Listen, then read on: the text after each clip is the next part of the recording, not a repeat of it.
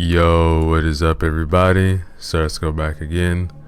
Another chapter from the story titled Some Houses Bleed, written by Jacob Harris. Remember to use the links in the description below. Show love to the author. Like, comment, and subscribe. Chapter 6.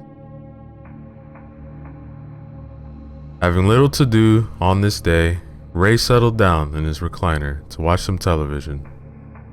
He found the notebook was playing as he was flipping through the channels. Ray couldn't help but smile. This was one of Lacey's favorite movies. Ray straightened himself up in his chair. Okay, no more messing around. Finally gonna finish this movie. This one's for you, babe. After about 10 minutes, Ray was fast asleep.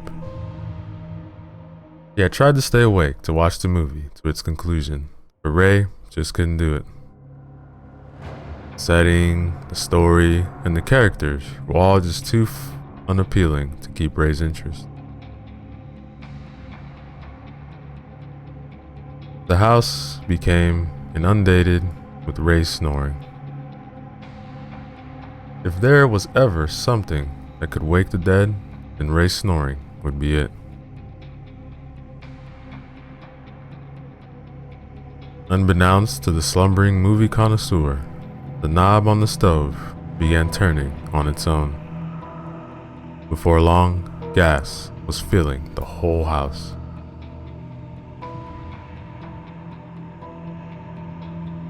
Ray's delightful slumber had led him to dream about the last time he and Lacey watched The Notebook. The couple was sitting on their couch, snuggled together beneath a colorful Afghan. Oh, this is the part where Allie faints. I always get chills during this part. Much of Lacey's dismay, Ray had again fallen asleep during her favorite movie. Ray's mouth was hanging wide open, and a trickle of drool was streaming out. Nice. You couldn't stay up this time. How's this fair? I always watch your movies to the end, no matter how stupid they are. I have to sit through explosions and gunfights, and all I ask is that you sit through this movie just one time without falling asleep. Lacey immediately began shaking Ray. Wake up, Raymond. Wake up, Raymond. Wake up! The more Lacey shook Ray, the more force she used. And each time she ordered him to wake up, the louder her voice became. Wake up! Wake up! Wake up! Wake up! Ray awoke and immediately began coughing and gasping for air. The smell of gas had made Ray lightheaded, but he managed to escape through the front door and collapse onto the front lawn. When he awoke, Ray found he was in the back of an ambulance, being tended to by a pair of paramedics. They had put on an oxygen mask to aid his breathing. What happened? Detective Miller was standing just outside the ambulance. Seems like you had a bit of a gas leak. A couple neighbors said they found you sprawled out in the front yard, mumbling about a notebook or something. What? I have a gas leak now? Great.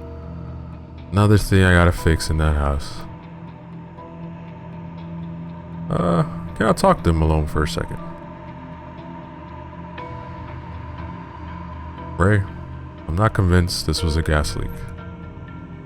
That stove was turned all the way up. Ray removed the oxygen mask from his face. I must be getting forgivable in my own age. That stove was cleaner than any stove I've ever seen. When was the last time you used it? Recently? Probably. I checked your trash can, and It's full of takeout boxes. If I didn't know any better, I'd say you didn't even know how to use a stove. Look, I'll have you know I can boil water like it's nobody's business. Look, I don't think you left the stove on. I think someone turned it on, hoping it would put an end to your life. Oh boy, not this again. Do you think a ghost turned on the stove so that I would die from sucking up gas fumes? Is that it? Pretty much. Ray hopped off the gurney and out of the ambulance. Look man, accidents happen all the time. Some of us are just a little too accident prone sometimes. I promise you, there is nothing that's not normal going on around here. Jessie was back at work, walking back to her desk when she passed by Maria. This is not normal. What are you doing? I knew there had to be something wrong with that boyfriend of yours, so I did some checking up on him. He's not my boyfriend. Why? Did he say something? Look at this. I typed Ray's name into one of these people lookup sites. Isn't it kind of a creep move to use one of those sites? Look, I didn't pay to use this website. It's completely free. It's only creepy if you pay for this kind of stuff. You have a good point. So, what did you find? Look at this. This site shows all the addresses Ray has lived at. Look at how many there are. He lived at over 40 addresses in the last 10 years. That's kind of weird. You think that's bad? You better brace yourself. I googled his ass and looked at what I came up with. Jessie began scanning Maria's screen and was shocked to find an old news story about how Ray's wife met a most untimely demise. What is this? The story described a brutal attack in the Martinez home on one fateful night many years prior. Ray had been stabbed numerous times by an unknown assailant. The amount of blood he had lost should have been enough to kill him, but he somehow managed to survive. Lacey, on the other hand, had sustained only a single stab wound on the chest, but that injury had been enough to end her life. They never found the murder weapon, but they never found any forced entry either. That boy got secrets he ain't sharing with the rest of us. But he said Lacey got sick. I guess he didn't really want to talk about something so horrible with someone he hardly knows. I mean, would you want to talk about something like this? Jessie, your break's over. Get back to work. Look, Jessie, I'm telling you, you stay away from that boy. That night, Ray wanted nothing more than to decompress from another hectic day. So he did something he was accustomed to doing. That night, Ray drew himself a very sudsy bubble bath, rubber ducky included.